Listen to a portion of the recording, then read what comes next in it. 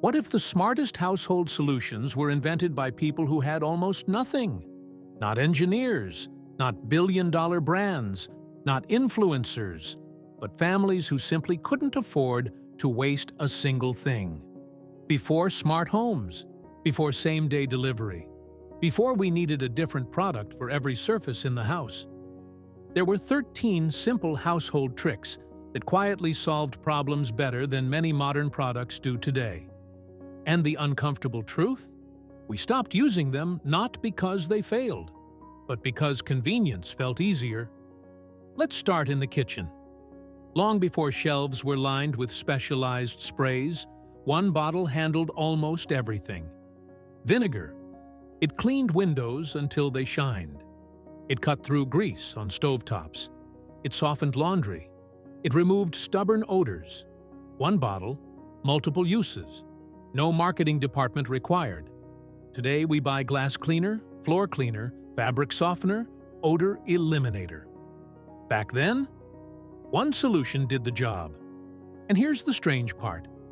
It still works. Nothing about physics changed. Nothing about chemistry changed. Only our shopping habits did. Now, look inside a drawer from decades ago. You wouldn't find paper towels stacked in plastic. You'd find a rag bag, old shirts, torn sheets, worn-out dresses. Clothes were never trash. They were promoted to second duty. Dusting cloths, floor scrubbers, polishing rags. And here's the irony. These reusable cloths often worked better than disposable wipes. They absorbed more, scrubbed harder, lasted for years instead of minutes. Disposable products made cleaning faster, but they also made waste invisible. Next time you throw away a paper towel, think about how many generations cleaned without ever needing one. Now let's talk about something most people throw away without thinking. Old bread. Today, slightly stale bread feels like failure. Back then, it meant opportunity. Stale slices became breadcrumbs, croutons, bread pudding, French toast, fried breakfast stretched with eggs and milk. Nothing was wasted because food wasn't cheap. But here's the deeper lesson. When you learn to transform leftovers, you stop fearing scarcity. You start seeing potential instead of loss. And that mindset changes everything. Then there was baking soda. No flashy packaging, no artificial fragrance, just a small box quietly solving embarrassing problems. Shoes that smelled questionable, carpets that needed refreshing, refrigerators holding yesterday's dinner a little too long. Baking soda didn't hide odors. It neutralized them. Today we pay for scented sprays that mask smells with stronger smells. Back then, simplicity handled it. Sometimes the most powerful solutions are also the least dramatic. Look at the cupboards in older homes. Glass jars everywhere. Pickle jars, jam jars, baby food jars. Saved, washed, reused. They stored dry beans, rice, screws, spices, buttons, nails. Now we pay extra for vintage-style storage containers that look exactly like what earlier generations got for free. They weren't being aesthetic. They were being practical. And somehow, practicality is trending again. On the stove, something else was happening quietly. Soup stock simmering for hours. Vegetable scraps, chicken bones, wilted herbs. What many would discard became rich broth. The process took time, but time was cheaper than waste. That slow simmer teaches something modern life often forgets. Some value takes patience, and patience creates depth. Open a bathroom cabinet from years past, and you'd find something unexpected. Old toothbrushes, not thrown away, reassigned. They cleaned grout between tiles, polished jewelry, scrubbed tight corners shoes couldn't reach. Instead of buying specialized tiny brushes, families simply reused what they already had. It wasn't glamorous, it was logical. And logic saves money. Now, here's one that surprises people. Bacon grease. Yes, saved in a small container near the stove, used to fry potatoes, flavor vegetables, grease pans for baking. It reduced waste and added taste. Nothing valuable was ignored. Today we pour it down the drain and later pay plumbers to fix the consequences. Sometimes frugality was also smarter engineering. When winter arrived, drafts crept under doors. There were no high-tech insulation kits, just rolled-up socks, fabric tubes, homemade draft stoppers. They looked simple, almost funny, but they lowered heating bills. And here's the key point. A solution doesn't need to look impressive to be effective. Tea bags had second lives, too. One bag often brewed more than one cup. After that, damp tea bags soothed tired eyes or wiped down surfaces. Even when flavor faded, usefulness remained. Value wasn't measured by new. It was measured by still usable. And maybe that mindset is what we lost. On sunny windowsills, small herb gardens grew quietly. Parsley, basil, chives, often planted in reused containers.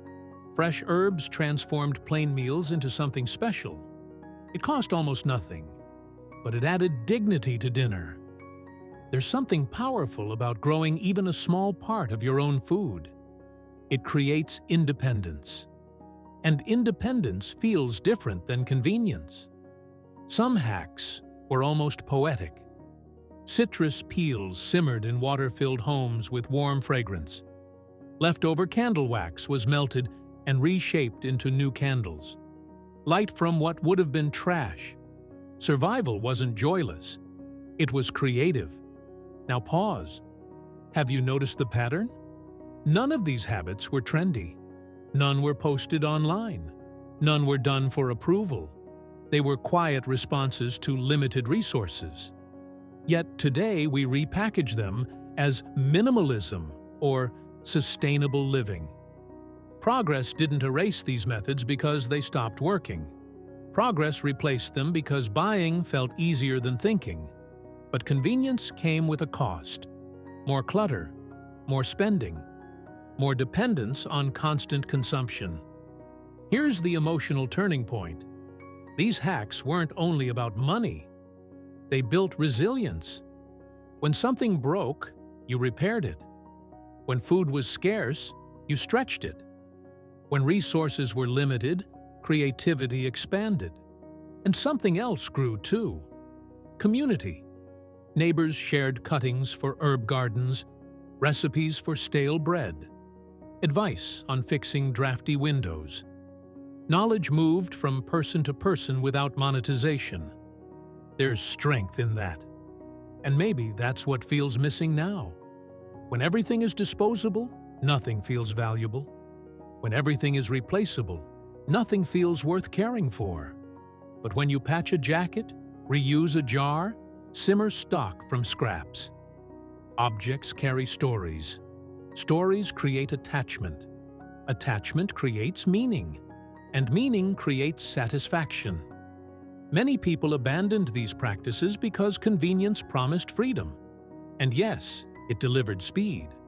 But sometimes speed quietly replaced self-reliance. Here's the uncomfortable question. Are we truly more advanced if we spend more but solve less ourselves? Or did we trade resilience for retail therapy? The forgotten hacks reveal something surprising. Less choice sometimes meant more control.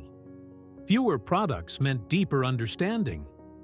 When you only had vinegar and baking soda, you learned exactly what they could do.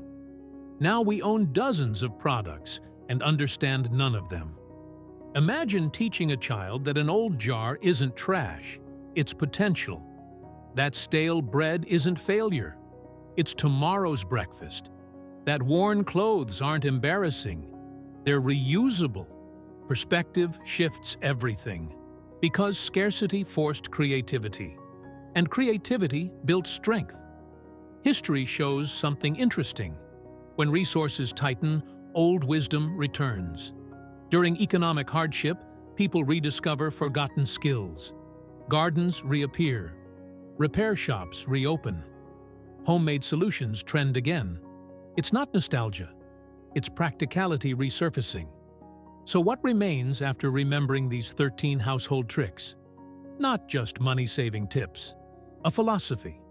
Use what you have. Respect materials. Repair before replacing. Share knowledge freely. Laugh when things go wrong, because humor helped families survive too. Jokes about patched socks. Pride in homemade fixes. Laughter turned necessity into dignity. And maybe that's the final lesson. Careful living isn't about deprivation. It's about awareness. Awareness of resources. Awareness of waste. Awareness of value hiding in ordinary objects. Look around your home right now. How many things could have a second life? How many solutions are already sitting in your cupboard? Vinegar, baking soda, glass jars, old clothes, leftovers waiting for reinvention. The smartest household solutions weren't invented in labs. They were discovered in kitchens where wasting wasn't an option. And maybe the future doesn't require more products. Maybe it requires remembering what already worked. Because careful living was never loud. It didn't need trends. It didn't need labels. It didn't need applause. It simply worked. And maybe, just maybe, that quiet kind of genius has been waiting patiently for us to notice again.